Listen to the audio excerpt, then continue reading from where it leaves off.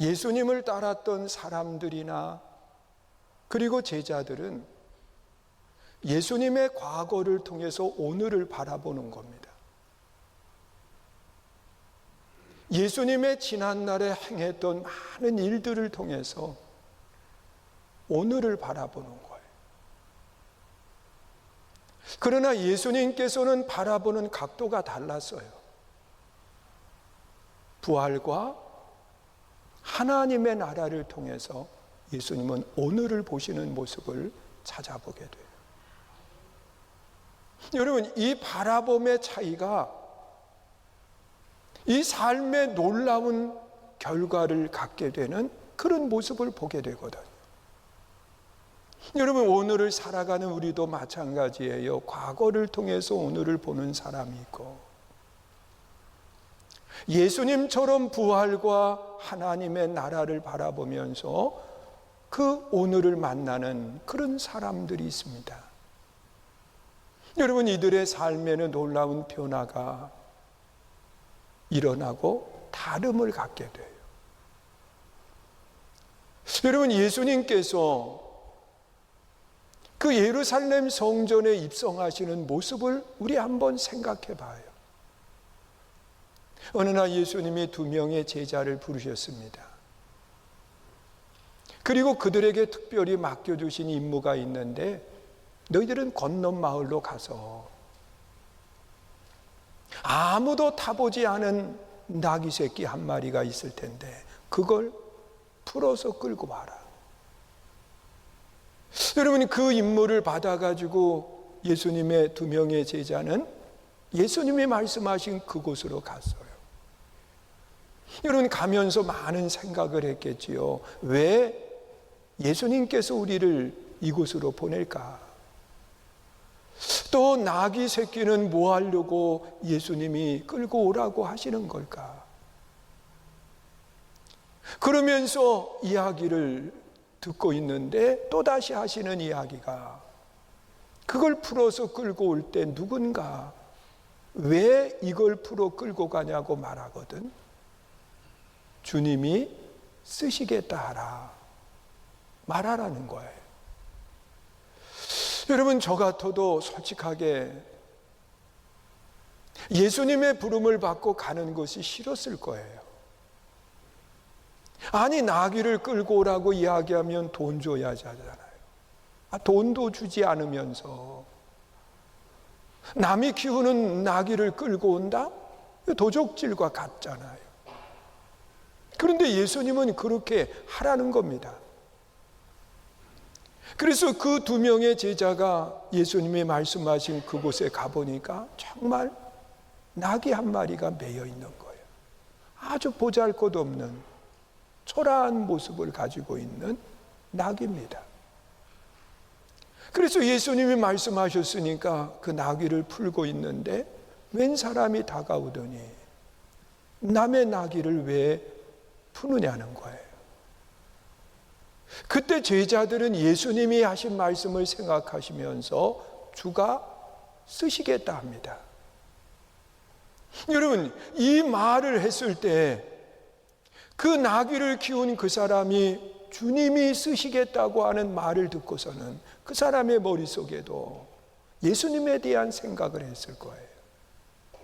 왜냐고 하면 그 당시에 이 유다 땅이라고 하는 것은 좁은 곳에서 예수님에 대한 이야기를 안 들어본 사람은 아무도 없어요. 여러분, 다 예수님이 하신 행적들이나 예수님께서 하셨던 일들을 다 들었어요. 그러니 주님이 쓰시겠다고 하니까 그 나귀를 선뜻 내어놓은 겁니다. 제자들은 그 나귀를 끌고 오면서 참 고마운 사람도 다 있네, 뭐 이런 생각을 했겠죠. 그러면서 그 나귀를 끌어왔더니 예수님이 그 나귀 새끼를 타고 예루살렘 성전에 입성을 하시겠다는 겁니다. 그것도 왕으로서의 입성이에요. 여러분, 제자들의 생각 속에는 별의별 생각이 다 들지요. 지난날의 예수님의 모습 같았으면 좀 당당하게 왕으로 입성하시면 얼마나 좋아요. 생각해 봐요. 여러분, 예수님이 어떤 분입니까? 여러분, 한 번은 어떤 사람들이 한 여인을 짐승처럼 끌고 오는 겁니다. 그러면서 예수님 앞에 내동댕이 치면서 간음하고 있는 여인을 현장에서 잡아왔다는 거예요.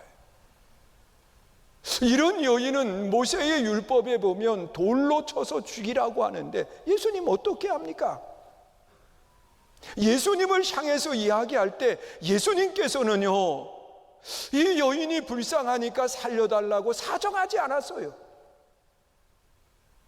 성경에 보면 예수님은 너무도 당당하게, 너무도 자신감 있게 행동하는 모습을 제자들이 봤거든요. 예수님은 아무 말씀도 하지 않고 자리에 앉아서 뭔가 글씨를 쓰시더니 일어나서 그 의기양양에서 여인을 끌고 온 사람들을 향해서 조금도 주저하지 않고 죄 없는 사람이 먼저 돌을 들어 치라는 겁니다. 여러분, 그때 그 사람들은 자신이 들고 있던 돌들을 다 버려두고 그곳을 떠나요. 제자들이 그 모습을 본 거예요.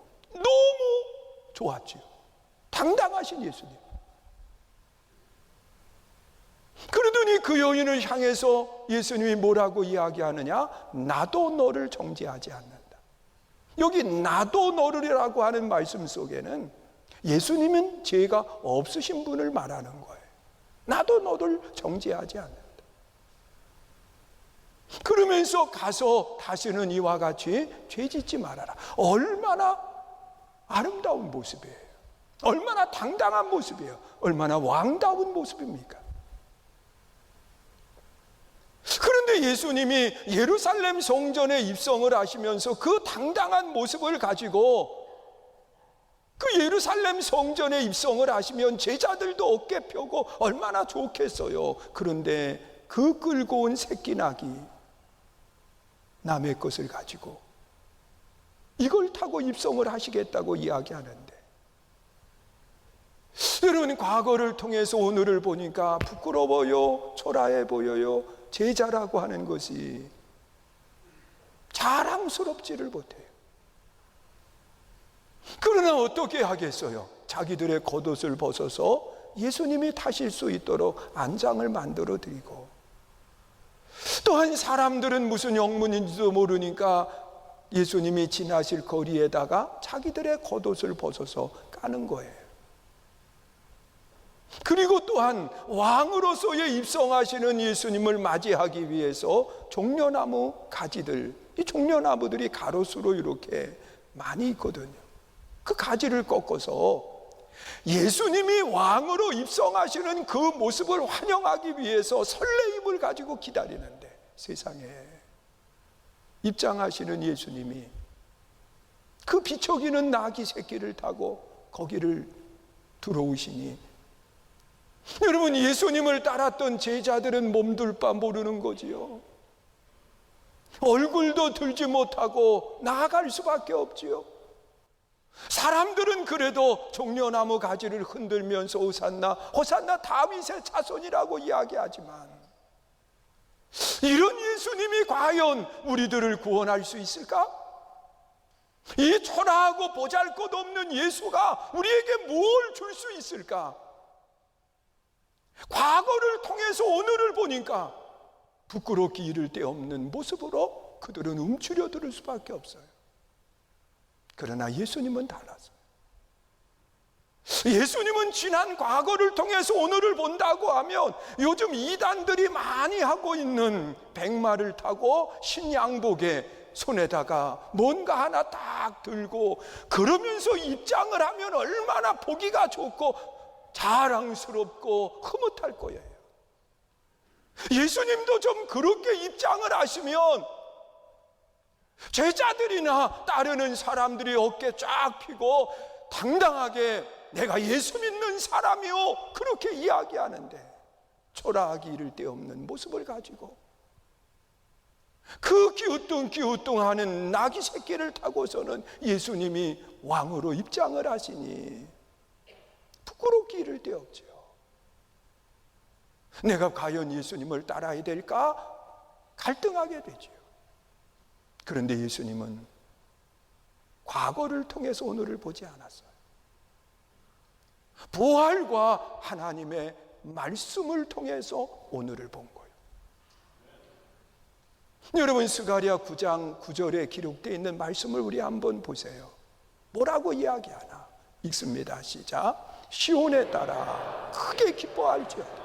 예루살렘에 따라 즐거이 부를지어다. 보라, 내 왕이 네게 임하시나니 그는 공의로우시며 구원을 베푸시며 겸손하여서 나귀를 타시나니. 여러분, 스가랴 선지자는 오래전에 예수님의 입성에 대한 예언의 말씀을 하고 계시는 거예요.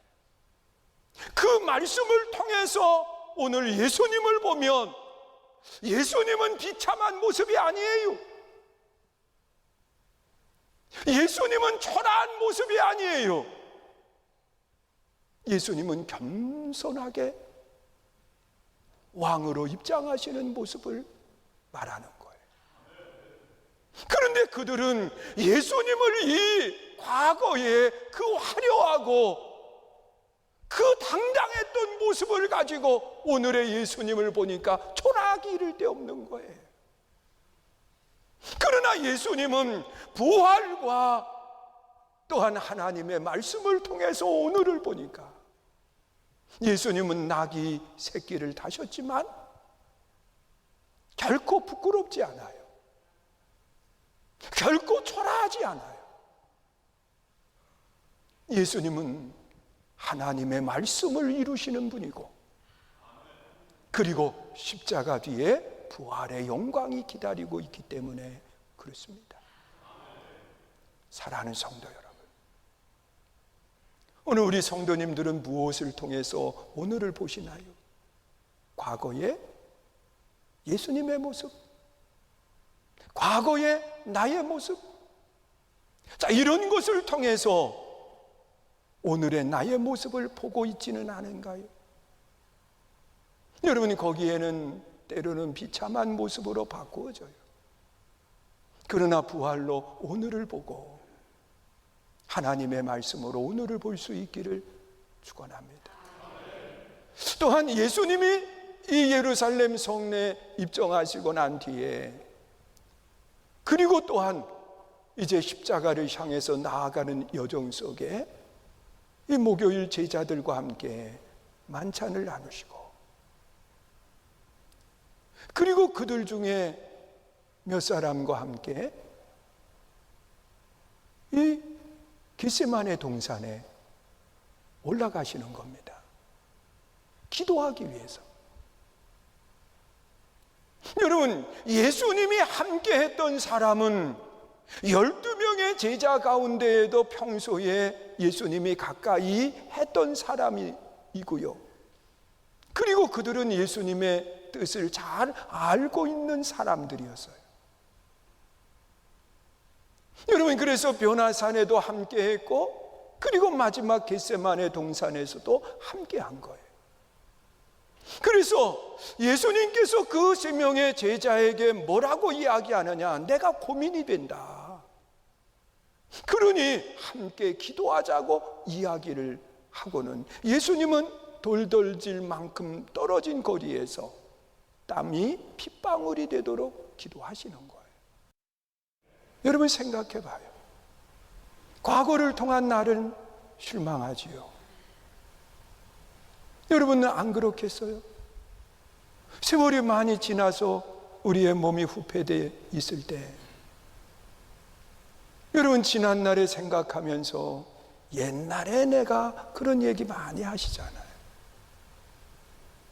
여러분, 예수님께서 행동하셨던 것은 과거를 통해서 오늘을 만난 것이 아니라 부활과 하나님의 나라를 통해서 오늘을 보니까 내 뜻이 아니라 하나님의 뜻을 찾게 되는 거예요.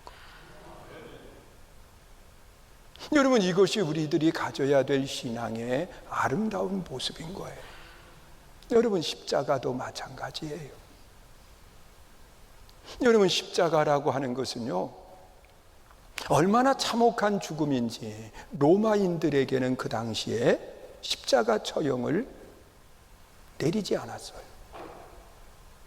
다만 로마가 지배하고 있는 유대인들 속국에게만 중죄를 지었을 때 본보기로 십자가 처형을 시키는 겁니다. 그런데 성경에 보면 예수님은 아무런 죄도 없는 분이었거든요. 여러분, 빌라도는 아주 분명하게 예수님이 죄가 없다고 하는 사실을 선언을 했어요. 여러분, 요한복음 18장 38절에 보면 아주 분명하게 이야기를 하고 있어요. 나는 그에게서 죄를 찾아보지 못했다는 거예요. 그런데 예수님께서는 십자가를 향해서 지금 나아가는데 그 십자가를 지시는 고통을 또한 우리 한번 생각해 봐요. 예수님이 골고다 언덕을 오르실 때에 여러분, 예수님이 등에 진 십자가는 형용할 수 없는 고통의 십자가예요. 그리고 또한 그 사람들이 예수님이 십자가 지고 가는 그 모습을 바라보면서 조롱하고 침뱉고 때로는 걷어차기도 하고, 여러분, 이런 길을 걸어간다고 생각해 봐요. 아무런 그들의 반항도 하지 않고 말입니다. 그리고 또한 로마 병정들은 예수님을 향해서 채찍으로 치는데 그 채찍이 보통 가죽으로만 된 것이 아니라 그 가죽 끝에 사자발톱처럼 생긴 쇠붙인 앞덩어리가 달려 있어요. 이것이 몸에 한번 휘감기면은요, 살점이 뚝뚝 떨어져 나가는 거예요. 그리고 예수님이 십자가에 달리신 그 십자가는요, 지금처럼 만질하게 다듬어 놓은 게 아니에요. 그 십자가는 옹이가 그대로 있어요. 그리고 양팔과 그리고 다리를 모아서 쇠못으로 박아놓은 거예요. 여러분, 이 상태로 십자가에 달려서 의식이 그대로 있는 가운데 달려있다고 생각해 봐요. 여러분, 그 고통은 형용할 수 없는 고통이에요. 저도 십자가를 만드는 그런 일에 함께 했는데, 제가 기도원에서 가만히 거기에 있는 자료들을 보면서 그 텐트 치고 그럴 때 이렇게 쇠 모처럼 생긴 긴 게 있더라고요. 딱 3개가 있어가지고, 십자가 못이로구나. 그래서 그 3개를 가지고 제가 생각한 대로 이렇게 접어가지고, 저도 용접도 할 줄 알아요. 그래서 용접을 직접 해가지고 저기 만들어 놓고, 그리고 이제 십자가 이렇게 3개 다시 또 이렇게 하면서 포도나무를 가지고 예수님의 십자가를 만들었고, 그리고 하나는 대추나무 가시가 있거든요. 그리고 또 하나는 전나무 뻣뻣하게 서 있는 그 부끄러운 강도 같은 생각을 하고 그 십자가를 이렇게 만들어 놨어요. 나중에 가서 보세요. 그런데요, 우리 한번 보세요. 예수님이 지금 십자가에 달려 죽는 그런 과정 속에 모든 사람들이 다, 제자들도 마찬가지예요. 과거를 통해서 십자가를 본 거예요. 자, 과거의 예수님은요, 십자가에 그렇게 무참히 죽을 만한 사람이 아니었어요. 여러분, 물고기 2마리, 보리떡 5개를 가지고 장정만 5,000명을 먹이고도 12바구니를 거두어들이는 그런 능력의 예수님이셨거든요. 물 위를 당당히 걸어서 오셔서 바람과 파도를 꾸짖어 잠잠케 하신 분이거든요. 그런데 예수님은 지금 십자가에서 아주 무참하게 죽음을 당하니까 제자들은 과거를 통해서 오늘을 보니까 다 떠났어. 그런데 놀라운 사실이 하나 있어. 모든 사람들이 다 과거를 통해서 예수님을 보았지만 단 한 사람, 미래를 통해서 예수님의 부활과 영광을 통해서 오늘을 본 거예요. 그가 누구냐? 예수님과 함께 달린 강도였더라고요. 여러분, 그 강도는 그런 고백을 합니다. 오늘 본문 43절에 보세요. 함께 있습니다. 예수께서 이르시되 내가 진실로 내게 이르노니 오늘 내가 나와 함께 낙원에 있으리라.